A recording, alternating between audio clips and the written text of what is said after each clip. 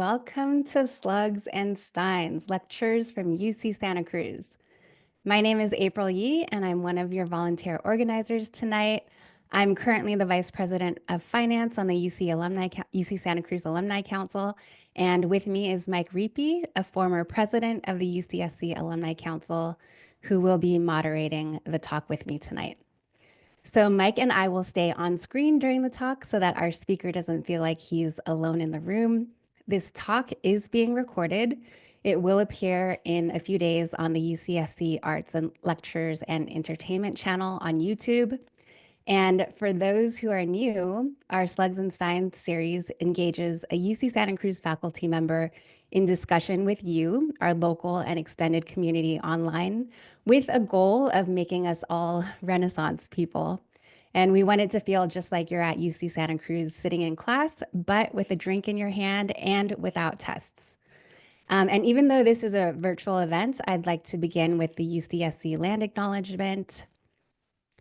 The land on which we gather is the unceded territory of the Awaswas-speaking Yupi tribe, the Amamutsin tribal band comprised of the descendants of indigenous people taken to missions Santa Cruz and San Juan Bautista during Spanish colonization of the Central Coast, is today working hard to restore traditional stewardship practices on these lands and heal from historical trauma.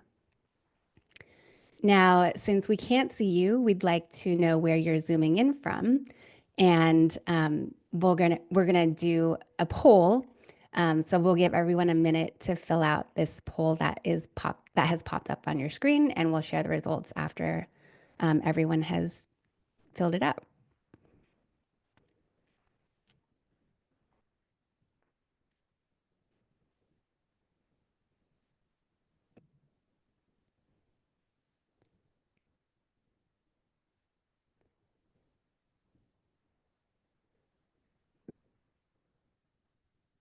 All right. So it looks like people are tuning in just by themselves or with a couple people. Lots from Santa Cruz County, the Bay Area in general, other regions in California or the United States, and 2 people outside the US. So that's great. Thank you for being here. So we'll be tipping our steins this evening with Professor Robert Lund. Professor Lund received his undergraduate degree from Auburn University in 1988 and his PhD in statistics from the University of North Carolina, Chapel Hill in 1993.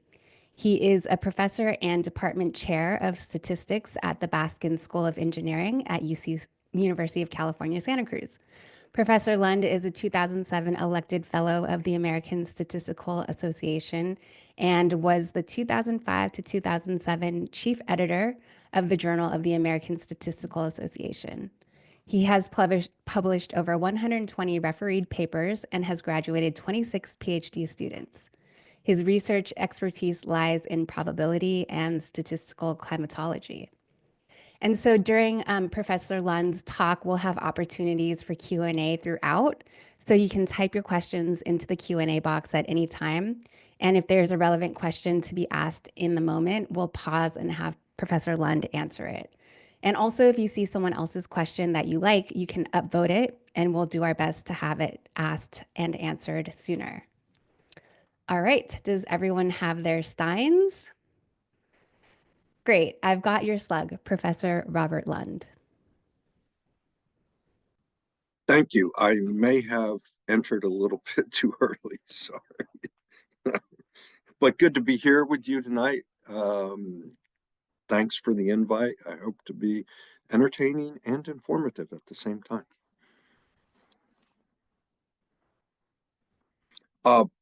Can I share and go ahead?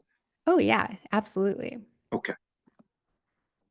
Okay, so I'm going to share my screen and give me a second here to get going. Slugs and Steins. Let me see if I can. How's that coming through? It looks great. Okay. Well, the title of this talk is Climate in Flux, What the Data Really Tell Us.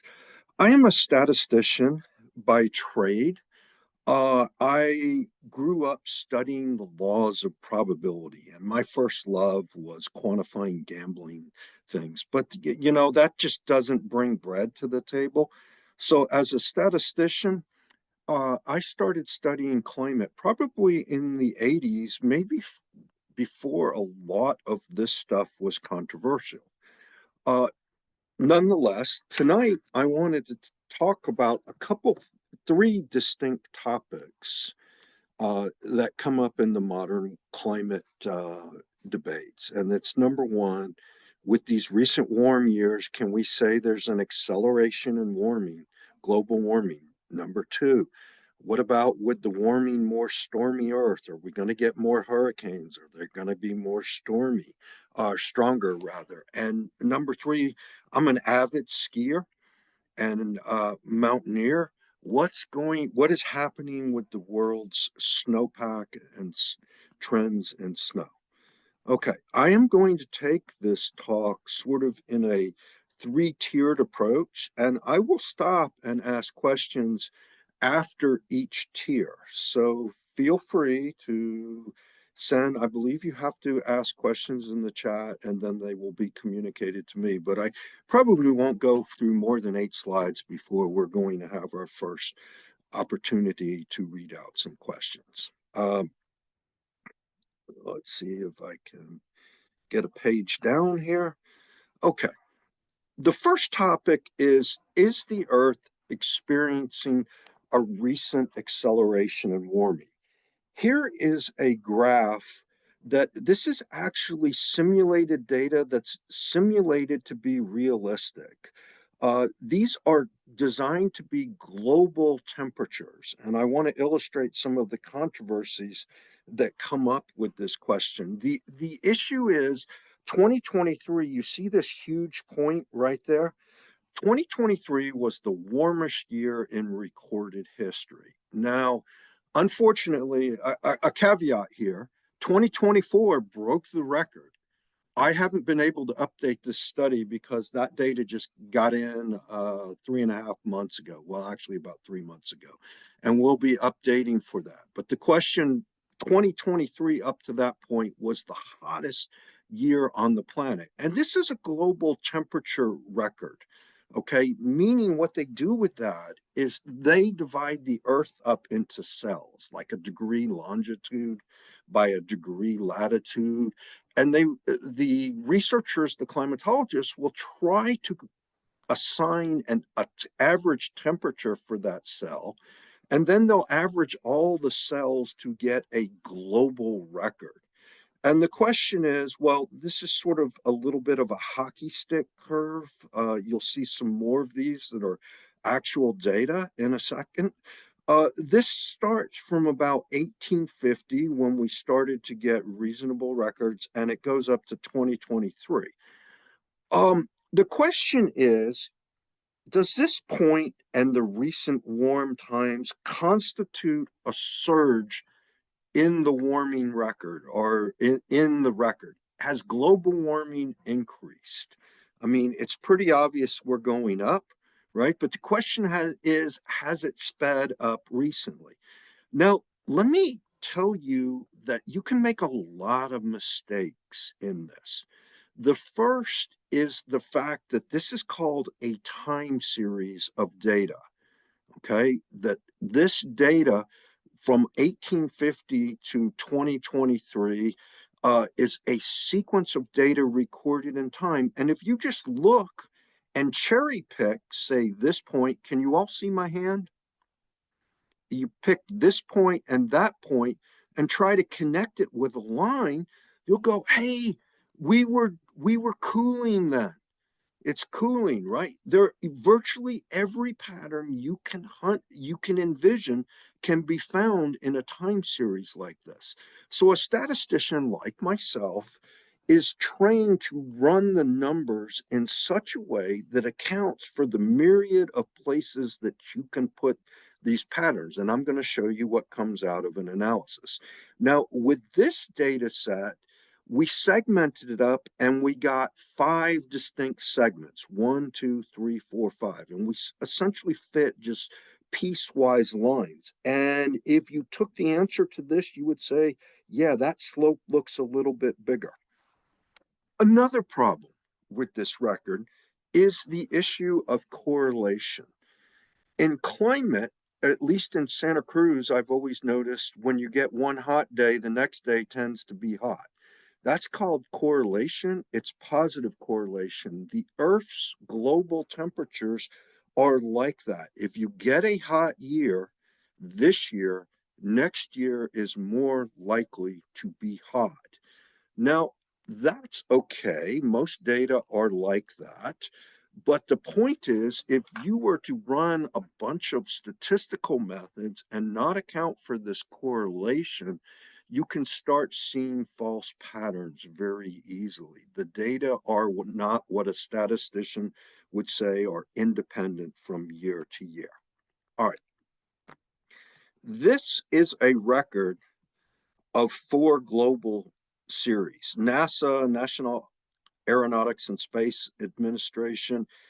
HAD is the Hadley Center in the UK, National Oceanic Atmospheric Administration, and Berkeley Earth. They all have versions of the global records, and they're all essentially showing the same thing. Now, on the scale of global records, it's not really like everything is at 0 degrees C, because then the Earth would be frozen a lot more than it is. The average Earth temperature is somewhere like about 55, 60 degrees Fahrenheit. But this data are scaled to make 0 sort of a baseline of the 1950s, 1960s, and 1970s. What you see are fitted lines with what I'm going to give you as a change point analysis that accounts for these.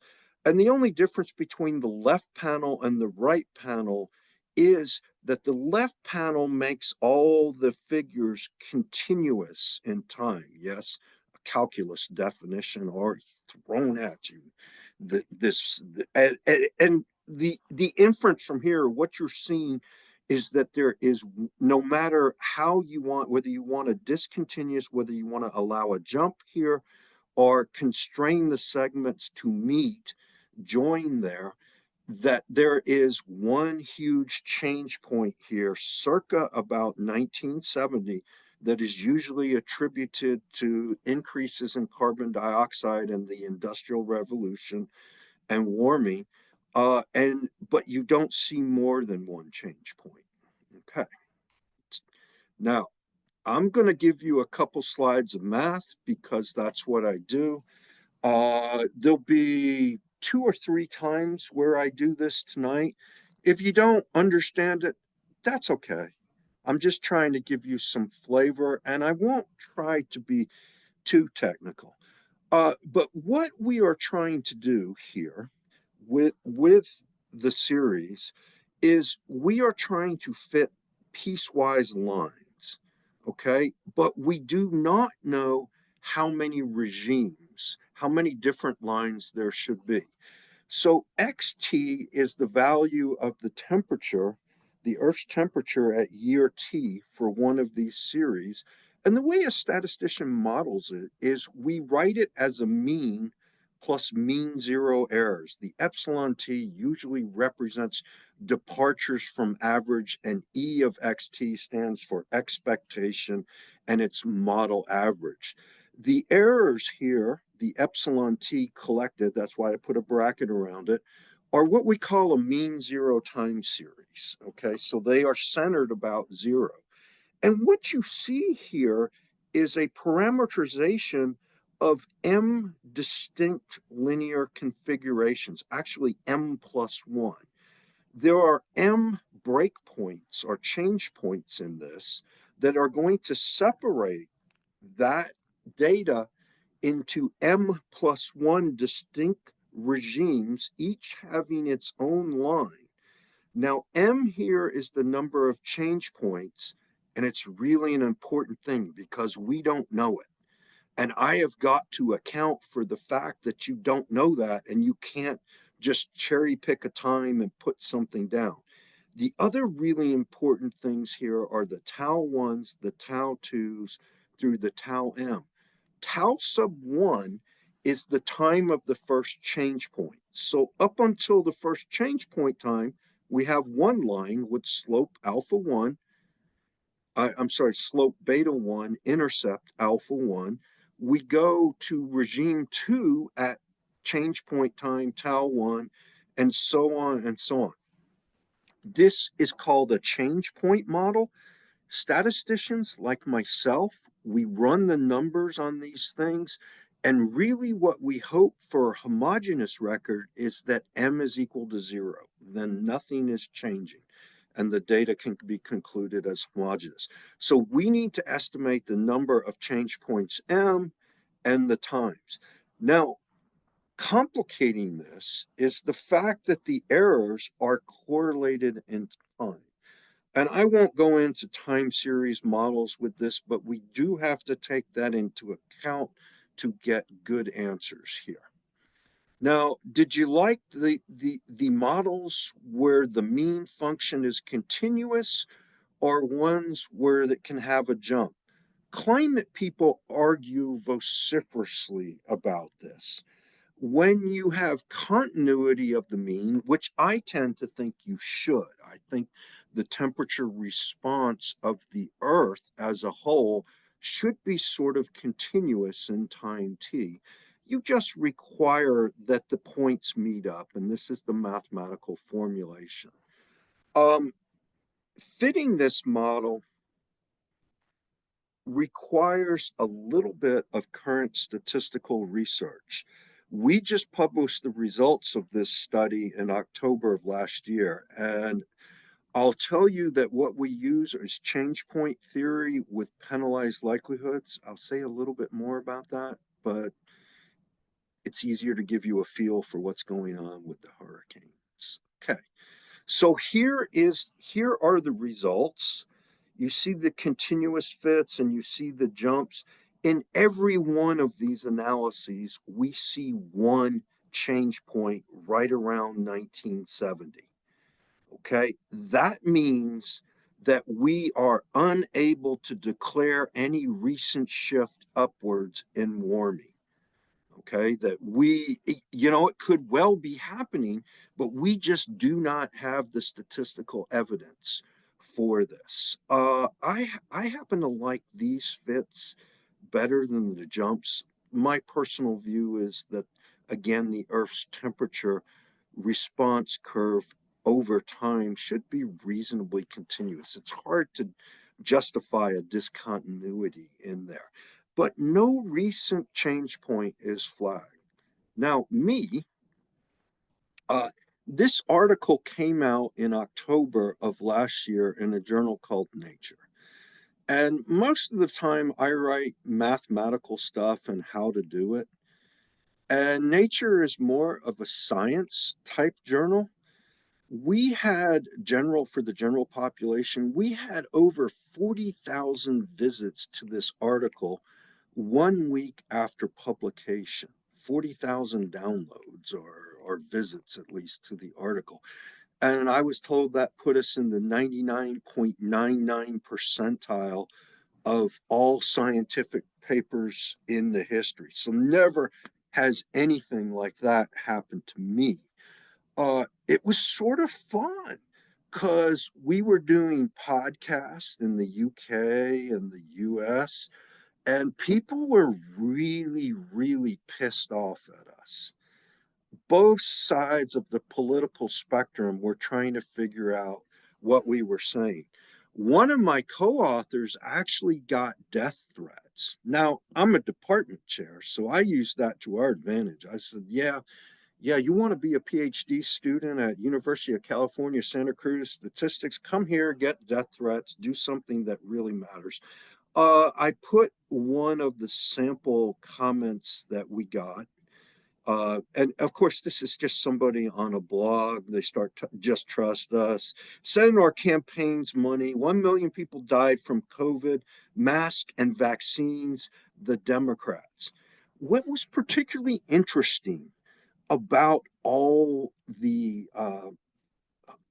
brouhaha about this is essentially we were telling the community that, hey, hold on, just because it was sort of more for the Republican side and against the environmentalists. So in our article, actually, we have to go into, well, at this rate, how long, how many more years of data before we can declare a recent warming surge? And we go that into that in the data, but it was sort of fun there to be smacked around like that. Maybe you wouldn't like it, but we found it fun because usually nobody cares about what we're saying in this. And like I said, we use this press to recruit PhD students, and our recruiting has never been better until the budget shortfall. Um, I think this would be a good point to take a couple questions. I will say one comment here. 10 years ago, around 2000 to 2010, that's about 20, more than that, 20, 25 years ago now. People were saying there was a pause in global warming. And back then we had to tell the other side, hey, hold up. It's going to continue. There's correlation in the data. Don't be fooled. And now here we're having to say the opposite, say, okay, environmentalists, back it down a little bit. You can't say some of these claims you're making, or you don't really have enough evidence to us. Now, this doesn't stop everybody from writing their opinions on their blog pages and stuff, but that's what we're finding. So let's stop and take a question or two here. All right. So there's a so Sw Swapnil says, "Wait, so is the uptick to be trusted or not?" Yes, the uptake is to be trusted. That is actual data. It's just if you want to declare, so think of it like this. You go and you claim that your IQ is bigger than 100, the average IQ, and then you take an IQ test and you score 105. Is that statistically different more than 100?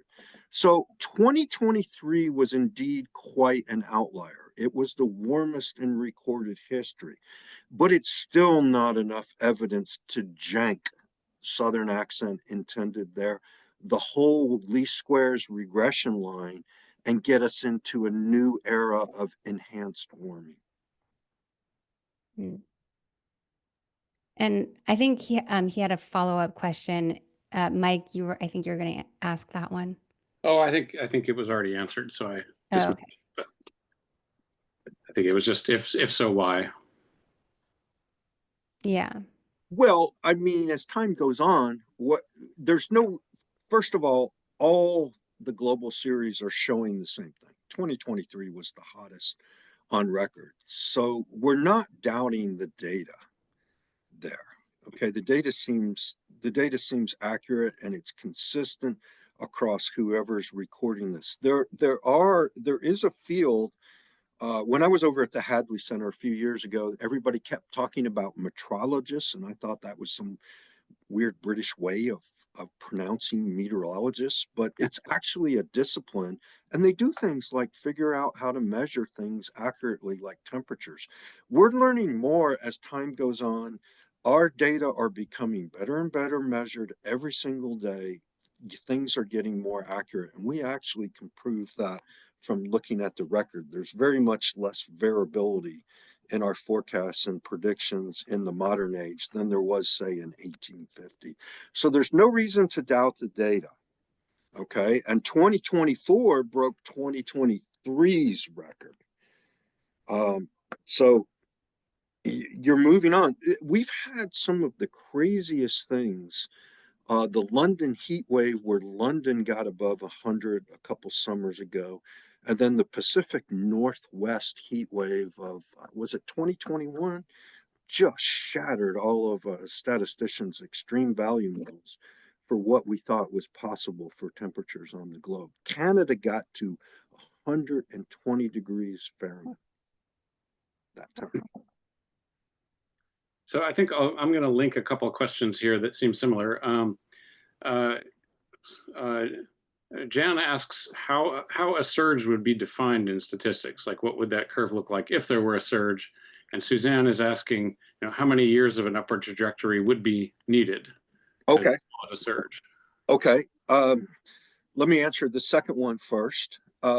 Depending on how much the surge changes is how many years of data you need to collect. We don't figure that anybody's going to be legitimately declaring a warming surge at this current rate before 2032, 2033, somewhere in there. The first one, Michael, can you remind me what would it a Um, surge look like? Well, how, yeah, how do you define it in statistics? And I guess what would it look like if there were a surge? Like, there'd be a new well, change point, right? okay, so first off, if you think this issue is not totally resolved and is very much related to, we don't even know how to define heat waves correctly, like local heat waves that last a week. These type of things are not necessarily resolved. There's a lot of ways to do it that I could enumerate, but it's not like there's any one accepted way. Now, what would a surge look like? It would look like something like this, that we could legitimately put a change point and the slope got higher from there to there. That's what it would look like. Hmm. Well, thank you. I had a similar question to Helga. Do you know why there was such a break in 1970, or what happened in 1970 in the world? Um, there are a couple things. Okay, so we get into what's causing the warming, and April, it can get very, very complicated. The EPA's Clean Air Act, for people like myself who was around Los Angeles in the 1980s and just remember Smog Valley, would you believe that of the 1.5 degrees Fahrenheit per century global warming, that take cleaning up that pollution contributed about zero point 0.3? That's right, cleaning up the pollution caused more warming. And that's because we took sulfur dioxide, which is a cooling particle, out of the atmosphere then. Okay, now the atmospheric chemistry, I'm not the right one to be answering this, but there are many, many different factors going on. Most people attribute this to the increases in carbon dioxide. In fact, our follow-up article is going to get into attribution to see if we can find and pinpoint the things besides CO2. I think everybody realizes CO2 is a main driver of this, but we'll be looking at factors like changes in El Nino, Pacific decadal oscillations, and other meteorological indices. But the question of what's causing all the warming besides carbon dioxide is quite complex. Got it. Okay. I'm going to ask just one question to summarize. There's some questions from Van. Maybe he's kind of just wondering about the relationship between statistics and mathematics and science. Maybe if you could talk a little bit about how your field of statistics fits into, scientific inquiry. Well, statistics is mathematics. It's mathematics with random variables, which, if you take my measure theory class, you will find out are just measurable functions on a probability space. So all of this is just mathematics, and we like to do things, it's statisticians that that pay homage to the laws of probability. And so you're sort of asking me, I think you might be asking me, what's up under the hood with the change point techniques? They're hard. This is recent research. You better know your Brownian motions and stuff. Okay, yeah, thank you. All right. And Suzanne asks, can climate data from ice core analysis be added to give a longer time frame? Oh, great question. Yes. Don't you want to get into that field? That field is called paleoclimatology. And how important is it? We only have one record for the Earth, but the fact that we can go dig up an ice core and sort of reconstruct the climate 2,000 years ago, 500,000 years ago, or we can look at sediments at the bottom of a riverbed or slice open a tree ring. This is really great stuff, the paleoclimate community, because we only have one record of the Earth. We're struggling to get more. Some of my friends, we actually run mathematical models on how to generate an independently and identically distributed copy of the Earth and its landforms and stuff like that. But we only have one record, and the reliable climate record really doesn't go back to more than 1850. So the paleoclimate findings, they've sort of revolutionized our field. Now you're going to ask me what they find. They find that historically, when CO2 goes up, temperatures follow. Okay, that the physics greenhouse gas mantra is pretty spot on. Hmm. I mean, it follows. Arrhenius posited in, what was it, 1892, that CO2 was a bad greenhouse gas. Hmm. Okay, can I get to hurricane? Yeah. Why don't we move ahead? I'll just encourage everybody, keep asking your questions. And you can see there's an upvoting feature, the little up thumb. So if you see a question that you like, feel free to upvote it, and we'll ask those sooner. Okay, So, the second part of this talk goes with hurricanes and tropical cyclone changes. Hurricanes, they're called typhoons, tropical storms. If a hurricane has peak wind speed of 75 miles an hour or more, if it gets above 35 miles an hour, it's called a tropical cyclone. They call them typhoons over in India and other things. As the Earth warms, there's a little bit of a heat imbalance between the equator and the North Pole. Okay.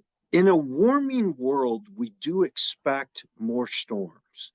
Okay. A warming world is more violent. The atmosphere contains more energy, and physics tells us that. Yet, global warming says that the Arctic and the Antarctic are warming much faster than the equatorial regions. So, the heat difference between the equator and the North Pole should be lessening. Now, what is a hurricane? What is the mechanism that a hurricane does? A hurricane essentially moves heat from the equators from the equator to the pole. Okay. If any of you remember, I grew up in the East, and on hot summer afternoons, we would get a thunderstorm. That is the atmosphere trying to induce stability and keep at a constant temperature. Okay. The to keep the Earth at a constant temperature, it makes a storm.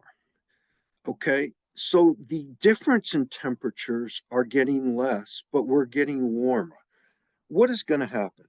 Well, I had this PhD student, and he was a little weird. I mean, he wasn't watching cartoons one afternoon. He was watching C-SPAN, congressional testimony. I know all of you are doing that. And he watched this climatologist named Kelvin Drogemeyer, his testimony that said hurricanes will become stronger in the future, but there will not be more of them. And this was pretty much the prevailing opinion of climatologists up to about 2020. Well, my graduate student, he goes, I don't believe that. There's been so many hurricanes. We were on the East Coast in the Carolinas, and he goes, that can't be right. We started looking up this Kelvin Drogemeyer guy and why he would say that. And he is a pretty reputable scientist and stuff. But his opinion was based on climate models, which are usually run off of partial differential equations of the atmosphere. Okay, they weren't really based on the data at all, but you have a lot of climatologists and they build these models of the Earth and they run them and they take that as the gospel. The other thing that bothered us is he was Trump's science advisor during Trump's first term, so we didn't really know what to do. how to interpret that. So we started digging around, and I read a popular book called Storm World. And this is really the second great climate controversy besides global warming, because climate people are all over the place on this one. And Storm World tells you about all the political mudslinging, what camp says what, who's right, who's wrong, and all sorts of personal. It was a pretty cool read. I mean, it's not the greatest book in the world, but it was fun to read scientific mudslinging. Okay, so we're going to take a look at this question. Tropical cyclone counts for a statistician, they are well modeled by Poisson marginal distributions. Now I'm going to remind you what a Poisson distribution is, if you've seen that, if you haven't seen that. One thing here is that no correlation is seemingly needed for this data from year to year. Okay, that's actually people argue about this, but if there was correlation from year to year, we would be able to predict our counts much more accurately than we can. Next month in May, everybody will head to Florida where they will update their factors and they will issue the most recent forecast for the coming year's storm activity in the North Atlantic Basin. And there's entire conferences based on this challenge. Now, I've written about some of these issues in some of the annals and JASA and some of the scientific things if you want the stats version of this. I'm going to try to tell you how we do this, a change point analysis of counts. Okay, this stands for the probability a random variable x is k, e to the minus lambda, lambda over k, lambda to the k over k factorial. For k is 0, 1, dot, dot, dot. This is called the Poisson distribution. It models counts. A count is something like the number of children you have, the number of wins by a sports team. It's a non-negative integer valued random variable, and it shouldn't be bounded. Okay, so it so happens that I know that the Poisson distribution is a very good distribution for the total number of hurricanes and tropical cyclones. So here's what we're going to do for our data. We're going to take independent Poisson counts, no trends, but I'm going to look for a shift in the mean or the average value. Now, lambda bigger than 0 here is a parameter. The mean value of x is actually lambda here, and I'll be showing you some plots. So my model for the data for a basin is that the counts are independently Poisson distributed, but the lambda parameter depends on t, and I'm going to do exactly what I did before and allow the parameters to vary piecewise by line. Okay, this is just a step function. Doesn't even have any slopes. So this is probably the simplest model. Again, there are m change points occurring at time tau 1, tau 2 through tau m. All right, maybe the worst slide I have to give you. I have to fit this model. I have to legitimately estimate m. I have to estimate the change point times, tau 1 through tau m, okay, and the means of the segments, mu1, mu2, all the way through. There are m plus 1 segments. The last mean is mu m plus 1. The way a statistician does that is maximum likelihood. That's generally we choose the parameters that make getting the observed data the most likely. So this is an equation. The likelihood of getting this parameter vector is the product of a bunch of probabilities, and it has this form. Now, here's what happens when you go and you fit models. You may think, you may remember that if you fit a quadratic function to data, you'll get a better fit than a line because you got more parameters. Well, the more change points you put in a model, the better the fit will be. So a penalized likelihood, what we do, rather, if you maximize the likelihood, you're just going to wind up getting an estimate that puts a change point at each time t. What we are going to do, we want to maximize the likelihood or the log likelihood or minimize -2 times the log likelihood, but we're going to charge you for using this model.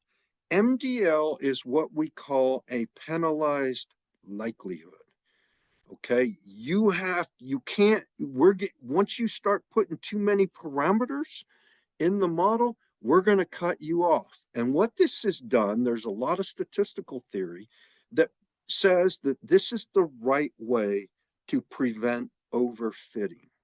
All right. Now, this minimum description length penalty is hot off the press from information theory about 20 years ago. There are other penalties for any of you stat savvy people. People have used BIC penalties, AIC, and other more standard things. Minimum description lengths actually depend on where you place the change point times, and they tend to work a little bit better. All right, results. We really liked this graph when we got this. And tomorrow I will be in a meeting with a bunch of guys from Lawrence Berkeley National Labs, and we've got to write all this stuff up. Here's what happens with our Poisson minimum description length segmentation. There are 6 basins, ocean basins in the world where hurricanes and tropical cyclones happen. The North Atlantic, for whatever reason, they divide the Pacific Ocean to the eastern North Pacific and the western North Pacific. I guess this is Philippines and this is like Mexico, Hawaii type stuff. Northern Indian is the Bay of Bengal. Southern India is the islands around Reunion, Madagascar off the coast there, and the Southern Pacific, this is Australia. Now, what you see is our Poisson segmenter. This is the global record obtained by adding up all 6 of these basins. So this is the total number of storms that we see over a year. I also need to explain why we're starting in 1980. We do have data from some of these basins. North Atlantic goes back to 1851. But there's a real concern that in the earlier years of this record, storms happened out over the open ocean waters and were never counted. Okay, they were completely missed. Now, by 1980, all the GOES satellites were up. GOES is geosynchronous Earth orbiting satellite or something, but we don't think we've missed anything since 1980s. And look at that, the record, no change points. How about that? The global record is homogeneous. Look at the North Atlantic Basin. Oh my. It so happens that this change point here, well, we estimated 2 change points. This 1994 change point actually coincided with a huge warming of the Gulf of Mexico. And that's the way climatologists used to explain it. Now, they said everybody, when I started writing about the North Atlantic Basin hurricanes, I was around in here around 2008 or so, and everybody said we're going to go back down. Look what happened. A couple years, we ticked up. We've gone from 10 to 20 storms per year in the North Atlantic.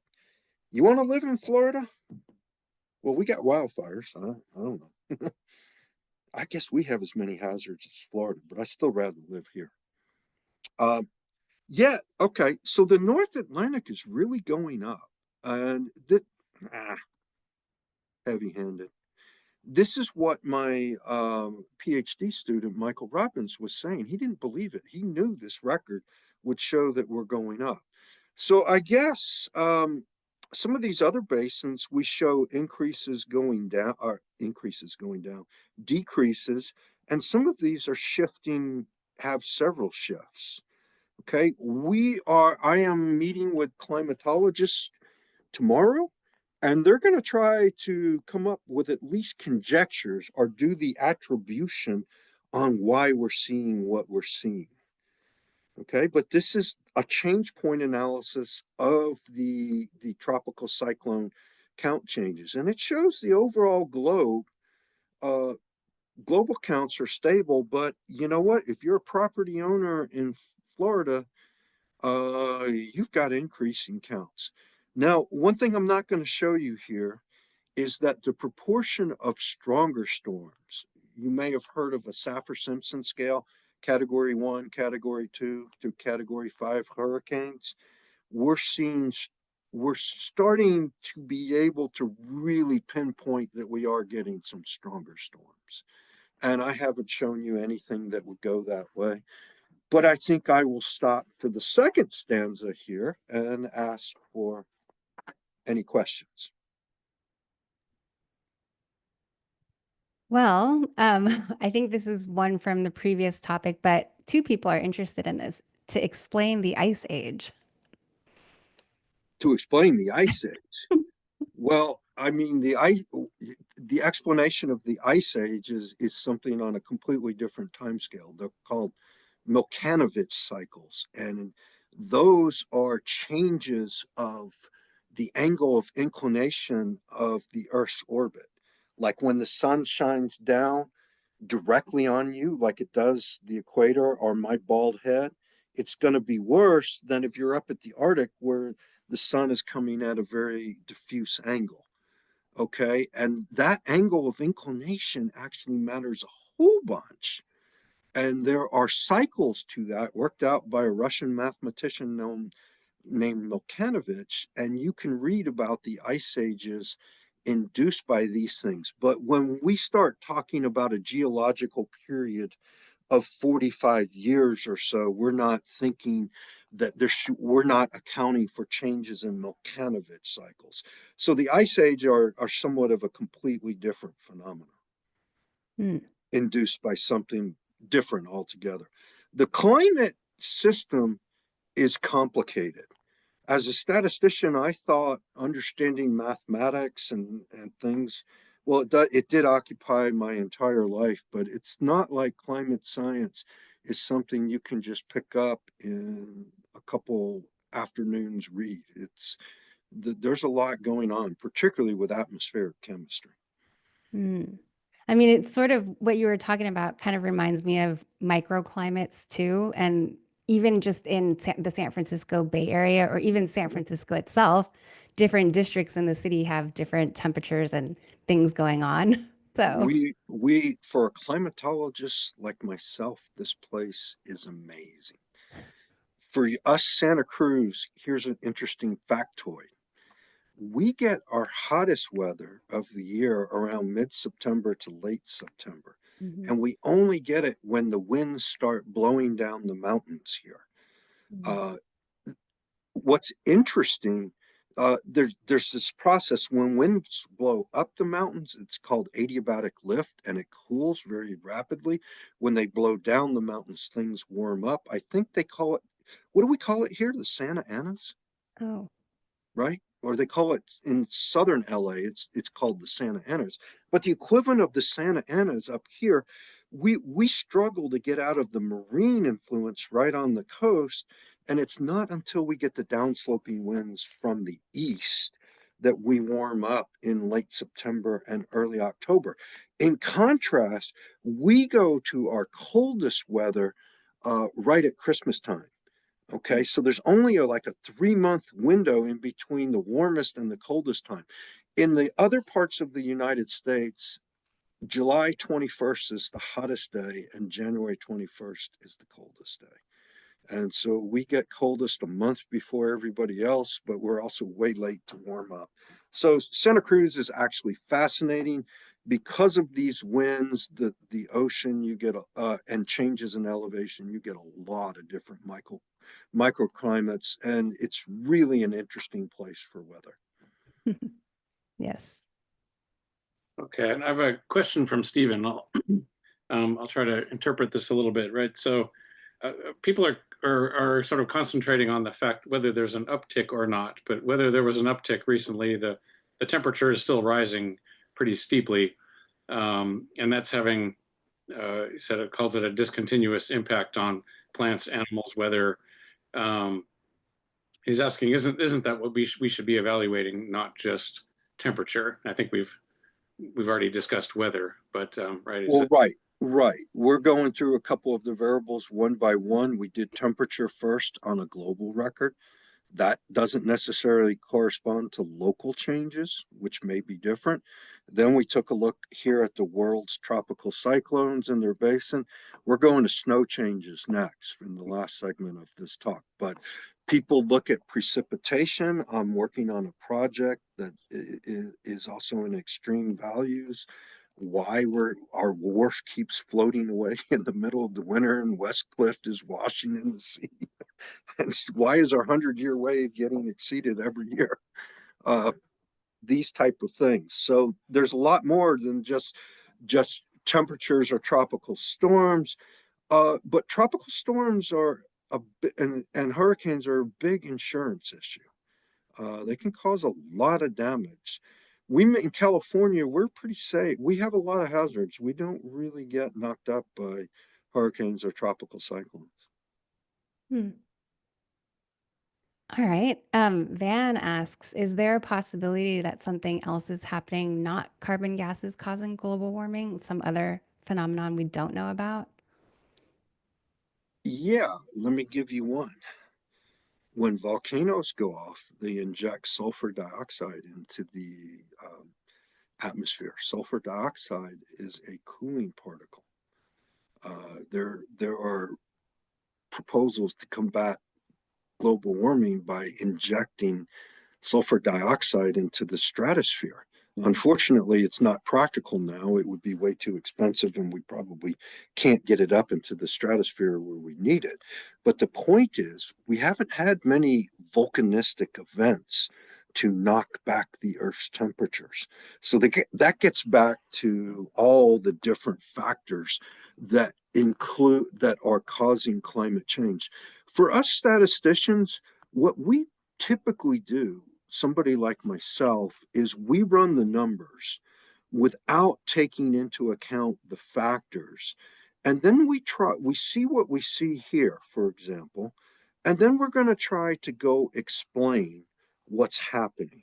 We'll develop hypotheses, and sometimes they'll test out, sometimes, and we'll be able to verify, and sometimes we'll have to junk our hypotheses and learn something else. But our first step in understanding climate change isn't necessarily to assign cause or blame. It's just, are we going up? Are we going down? How are things changing? Mm. Maybe I'll ask one more that came up.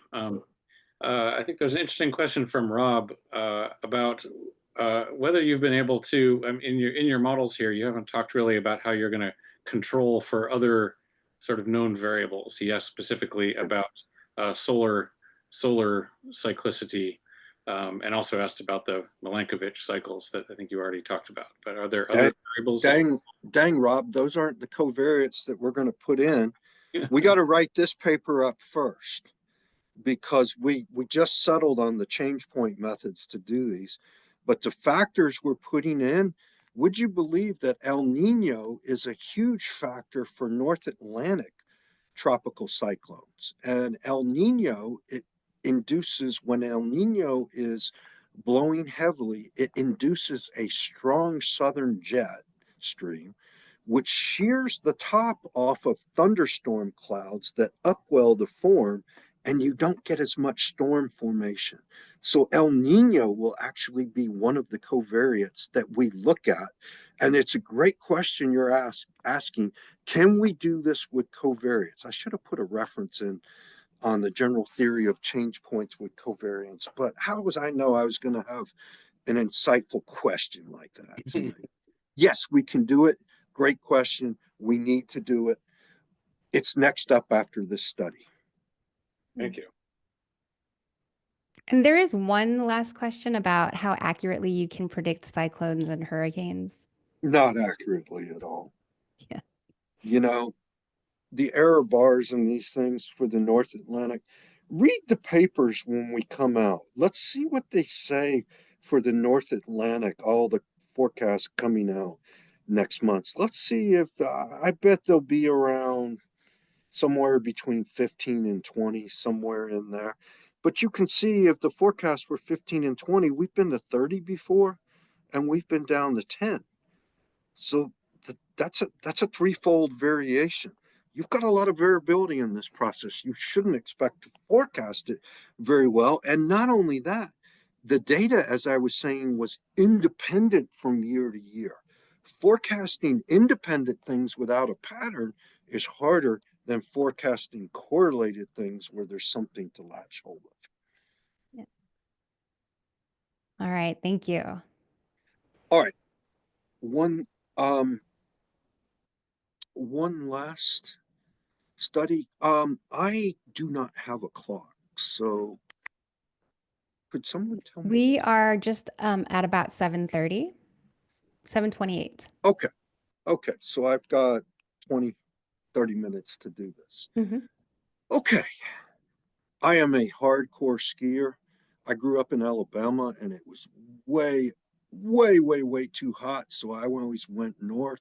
I found myself going to Alaska and Canadian Rockies for the summer and stuff like that, learning to mountaineer. I used to chase snowstorms. I'm fascinated by snow.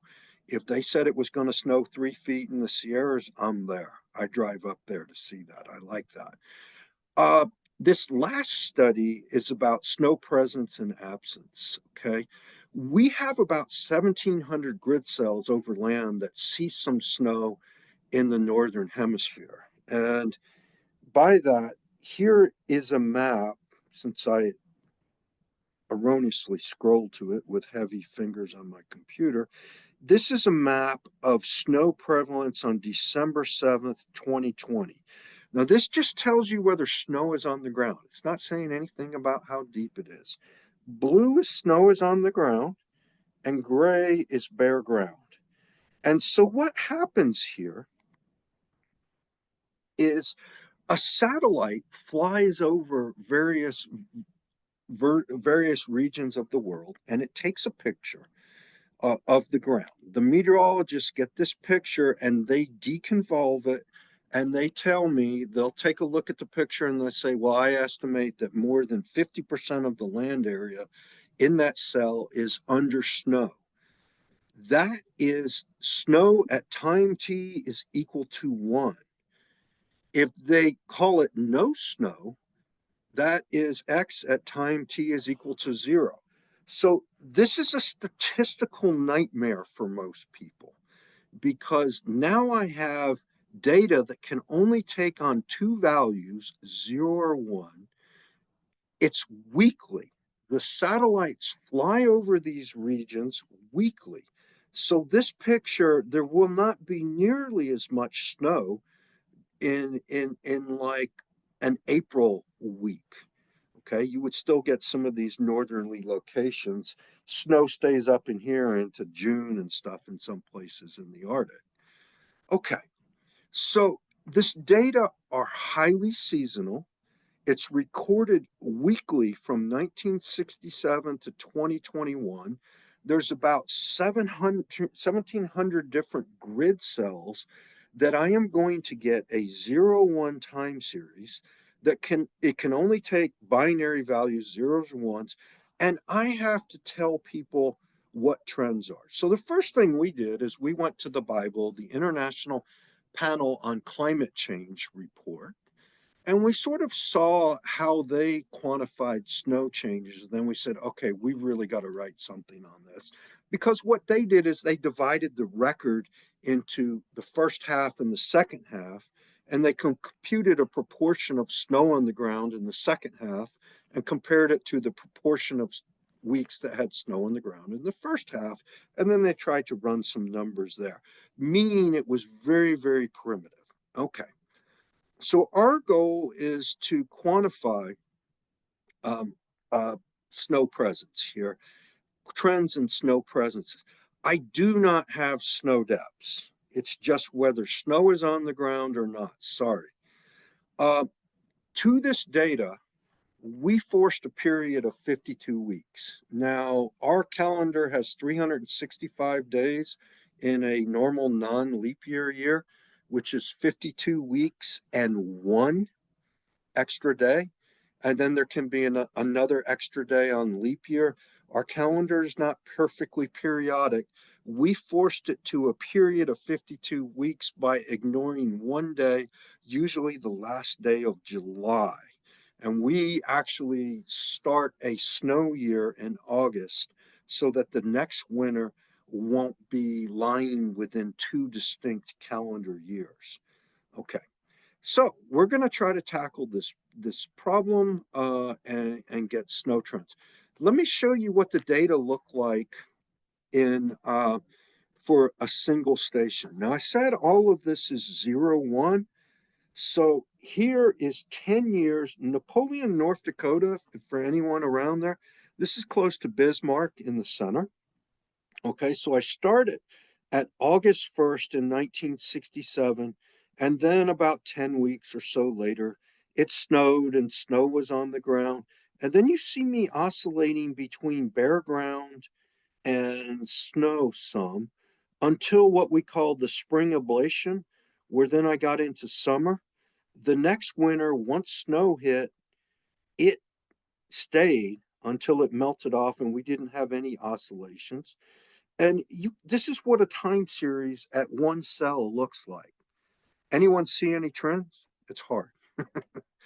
It's hard if you're looking, right? I mean, this is why people have difficulties trying to explain what's going on. Is there a trend in this? So this is just 10 years as a sample to get some feel for the data. So I'm going to go through this a little quickly because these are my 4 pages of theory again. So I've got a binary time series. It's correlated. I am actually going to model this with something called a Markov chain. Now, if you've ever played Monopoly, it's a Markov chain. If you're on free parking, where you go to next only depends on the roll of the next 2 dice. It doesn't matter how you got to free parking, whether you traversed on St. Charles Place and then hit a railroad or anything like that. The only thing that influences where you're going to next is the current, where you are now, and the roll of the dice. That's called a Markov chain. A Markov chain has a transition matrix that P00, this is the probability if there is snow, no snow, bare ground on week T, that there will be bare ground on week T+1. This is going from no snow, bare ground, to snow. These two probabilities have to sum to 1, as do these. So there are only 2 free quantities in this transition matrix. And I happen to be an expert in Markov chain models, having done my PhD on Markov processes and mathematics of them. Okay, so how do we get to modeling things that are zeros and ones? If any of you have heard of logistic regression, that is typically the way we convert a regular regression into something that has to be a probability. P01 of T is a probability. It has to be between 0 and 1. And this is a common tactic that statisticians use. I'm going to model no snow to snow and snow to bare ground because I only have to model 2 of them. And I'm using a logit link. And these quantities within the logit link will have a periodic component that will just be a sine wave. The period will be 52 weeks. And then I'm going to add this all important linear trend. Okay, so what I have developed is a model for whether snow is on the ground. Is this any good? I'll show you a simulation. I wanted to simulate a very snowy place that had a lot of oscillations when the snow season starts and a really, really abrupt melt off. You can see that I oscillate once snow starts, but the spring ablation, so to speak, is very abrupt. And to do that, these are the parameters that you set if you're keeping score at home. And you get sample paths that look like these. Part of this effort is actually developing mathematical models to explain what's going on. There are 8 parameters for each cell, A0, A1, and kappa in the periodic component and the linear trend. I have those for P01 and P10, so there are 8 total parameters. I won't tell you how to get the likelihood function or how to estimate it, but it's math. Okay, what am I getting out of this study? Okay, first I want to show you annual trends. SN here, this looks funky, but what I'm going to do is I'm going to take the nth year in the study and I'm just going to let SN be the number of weeks during that year that had snow on the ground. So this indicator, this 1, is actually a function that takes 0 and 1. Okay, but SN, I'll show you a picture of this in a second. Well, here's a graph for the Napoleon series. So during 1980, you believe in Napoleon, North Dakota, they only had 4 weeks of snow that winter. And then in other winters, they had 23.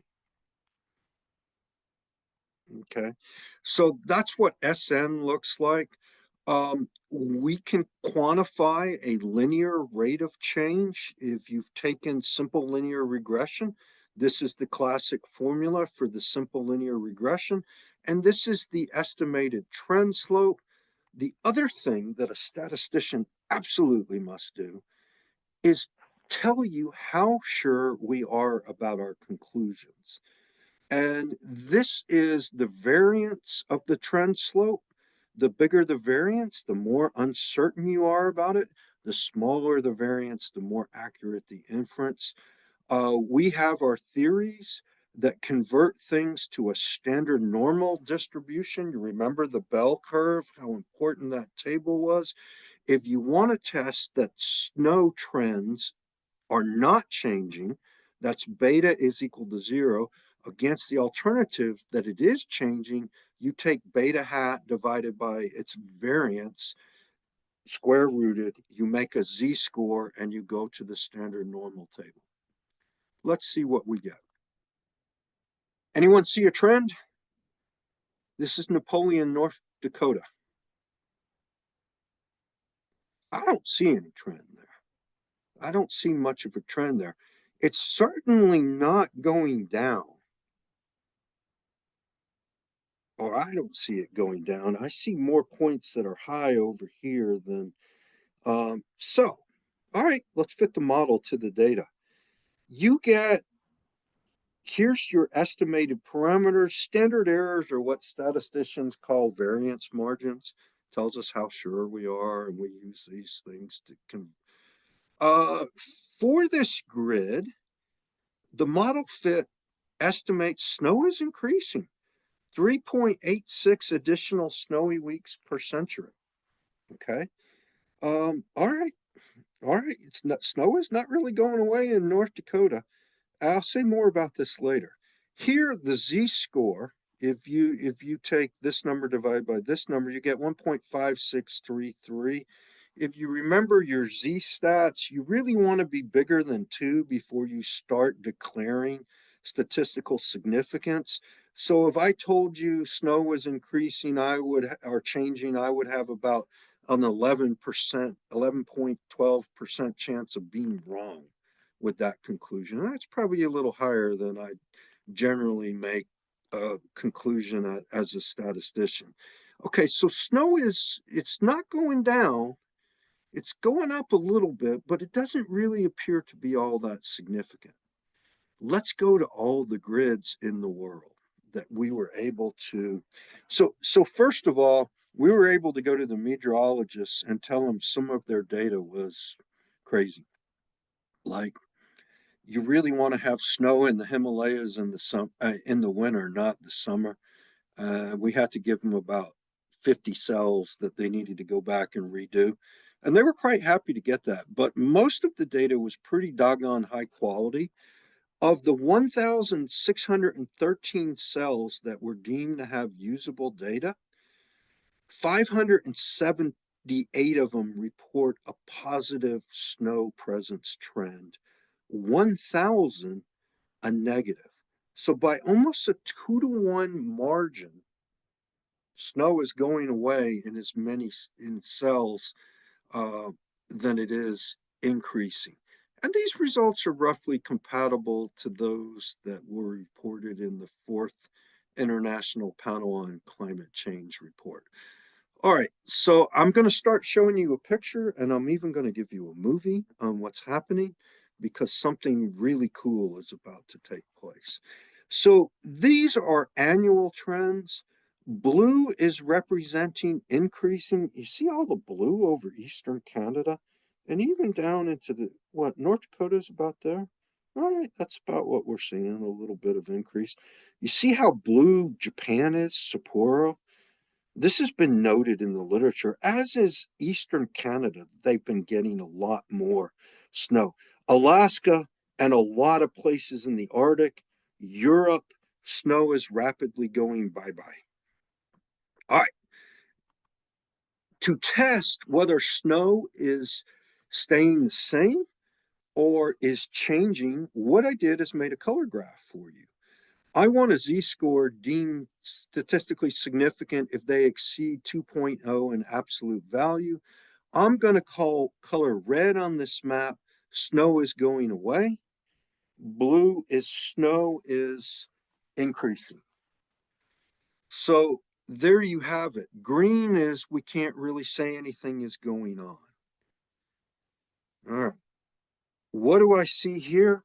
Well, first of all, I see Alaska and places in the Arctic are really warming, losing snowpack, as are places around the border of the continent. For whatever reason, in the eastern half of some of the big world's northern hemispheric landmass, we're seeing a lot more snow. Okay, and I'm about to show you a movie now that is going to illustrate this when we go to the seasonal trends. So this study got published in the Journal of Hydrometeorology. We haven't done attribution where we're trying to explain the trends, but I thought that something really cool happens, and I want to show you a graph. No, that's not. Wait a minute.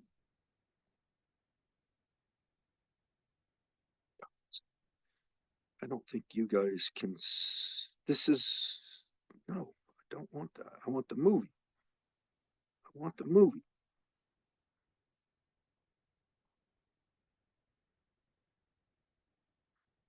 Here we go. When we start looking at seasonal trends, something really interesting comes up. So you can see the month of year when we start running the seasonal numbers, and you see the blue swath coming down the continents during the coldest times of years, and then the red taking back over, especially up in the Arctic where we're getting an earlier spring ablation. Most of the Arctic, it used to be very common to have snow up there in June, but we're seeing massive losses of snow in the Arctic. We were pretty stoked to find this pattern, and I think we have an explanation for it, but I'm going to ask you all, can you think of anything that explains? I'll leave this for a question for maybe one of you. Can you think of anything that explains why during the coldest time we're getting more snow, especially moving down the continents where you peak out in winter, December and January, and then it moves back the other way? Let me get back to this talk, which I did not manage well. and finish it off. Okay, so you've seen the movie of this very interesting pattern emerges.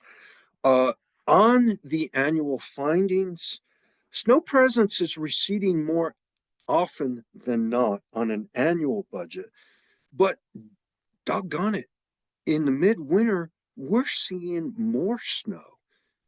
Hey, folks, New Orleans got 8 inches of snow last January, February. It's becoming more common. They have never had anything like that.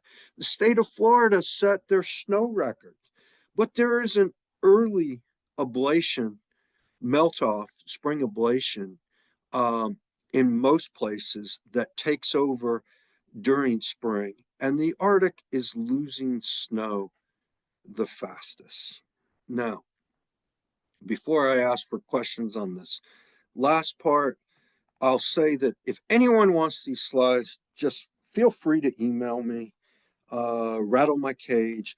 These are some of the papers. The statistical literature and the climate literature has very nicely over the years hosted this research. This is the one that caused all the excitement. The Journal of Hydrometeorology is the trends in northern hemispheric snow cover, but you won't find the seasonal trends in that. So I will take questions on this third part, and then maybe we can talk a little bit more of general stuff or bring this to a close. All right. Well, Van has a question. Why are statisticians important or crucial in global warming or thinking about global warming? Well, can I say that we know the math? Because we got to go through, I mean, I went through 12 years of brutal technical courses that taught me how to think about how to quantify this stuff. If you're a climatologist, you might be dealing with other things like atmospheric chemistry or figuring out why a certain soil type grows, heats up more in the summer than something else. You don't have time to learn all the math and stats methods that are needed. Climatology has almost become a sub-discipline of statistics lately. At least the journal I edit that deals with climate and statistics, we're getting more and more submissions all the time. Hmm. And they are in general accepting of our help. They tell us we are way too arrogant though. So I always thought that was interesting. There's still some, friction there and stuff, but they like to tell the statisticians, hey man, you don't get a nickel for telling a climatologist they're wrong. If you tell a math person or a statistician that they're wrong on something, they get offended. Yeah, thank you. We do have a couple of theories about your last animation here. Yeah. Mike has a theory that it has to do with displacement of cold air from the Arctic, bringing the cold air and moisture down south. I think, and like, is there an oscillation with these Well, kind of cold air masses dipping down I've into the U.S.? I've heard that. They used to call it the Siberian Express. What are they calling it now? The jet stream has a big dip and it brings the cold air. What was the term they've been using the last 5 years of it? Seen it on the weather reports where they talk about this Arctic blast or the Right, right. right. Um, Mike, I have heard some people talk about that and actually run a study on that. And they're numerical physicists running the weather models and trying to figure out what is going on with the jet stream, why it's dipping around so much. But I have a different theory on what's going on here. You might be part right on that. Was there another theory perhaps on what's going on to explain this? You want to take that one, April? Jans or Yeah. Um, so Jan says warmer oceans plus a warmer atmosphere puts more moisture in the atmosphere, which can lead to additional snowfall depending on prevailing weather patterns. for a Yep. specific location. Could this be why Sapporo and Eastern Canada are seeing more weeks with snow? Well, think about what happens if you're in North Dakota. North Dakota was the last of the 50 states that I went to. But when I got there, it was brutally cold. And I think I was in Williston. Typical North Dakota in the winter is 10 degrees Fahrenheit.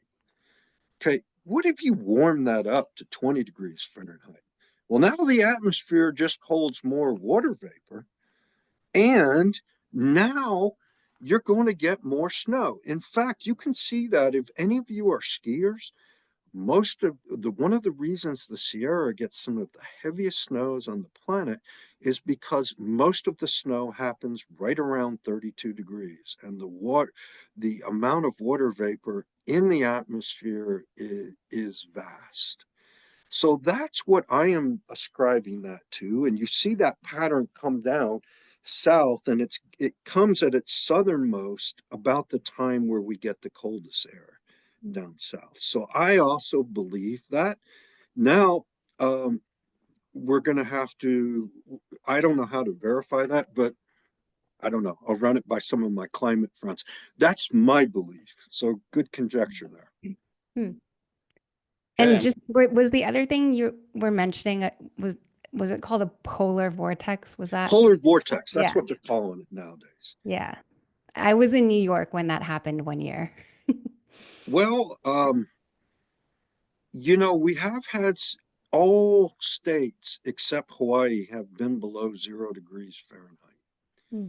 So this has been going on some time. Tallahassee, Florida got to -2 degrees Fahrenheit in 1899. It's not a recent phenomenon. We've had some really, really cold winters in the late 1970s in the United States, especially in the eastern half. And Rob also brought up the polar vortex. His theory is this wobbles in the polar vortex. Could it be an interaction between the PDO and the MJO, the Pacific Decadal Oscillation, and the Oh, you Madden-Julian? think it's the Madden-Julian oscillation? Okay. Well, I don't know. I'll ask you. You want to investigate it and come back and tell me? But for the record, my office was next door to Roland Madden when I worked at the National Center for Atmospheric Research, and he was a great guy, one of my all-time favorites.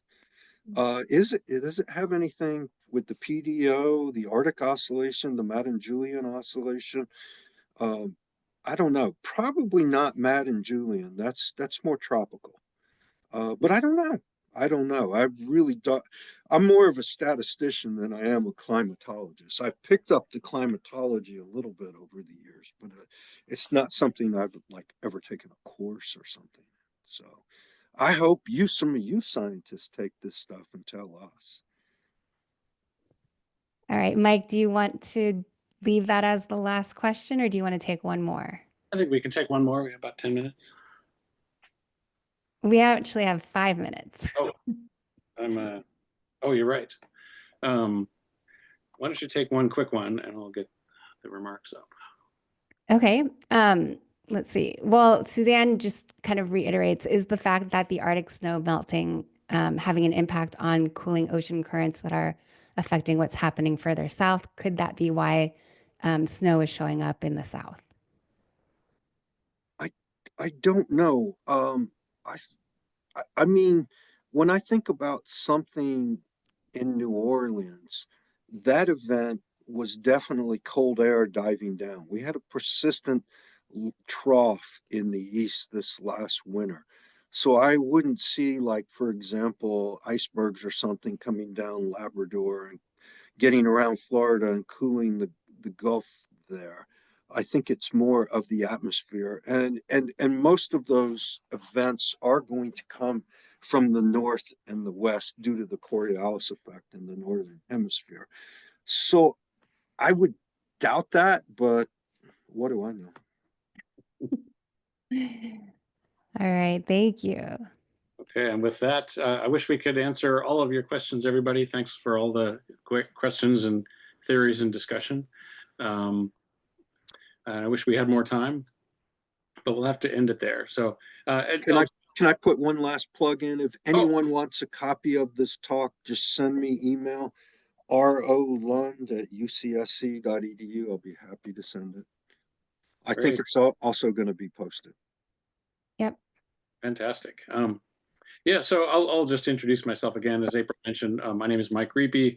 I'm a past president of the UCSC Alumni Association and one of the volunteer organizers of this Slugs and Steins lecture series. So, and if you all want to join me in a kind of a virtual round of applause for Robert Lund, thank you very much, Robert, for sharing this fascinating research with us. I think this has given me a lot of insight into what to believe and how to look at different arguments.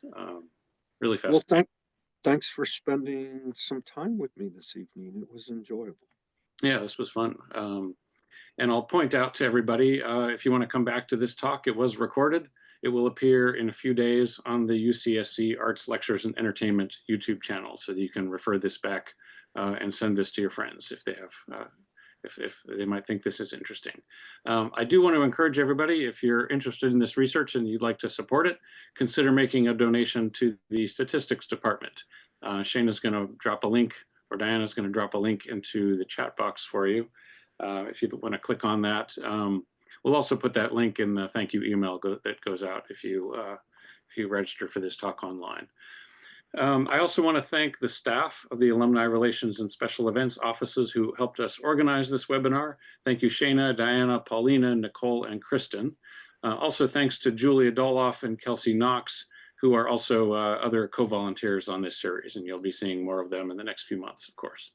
Our next Slugs and Steins is going to be Monday evening, May 12th, with Professor Miriam Davis. She'll be talking about, the title of the talk is, What Does It Mean to Decolonize Knowledge? To talk on sociology and revolution in Algeria.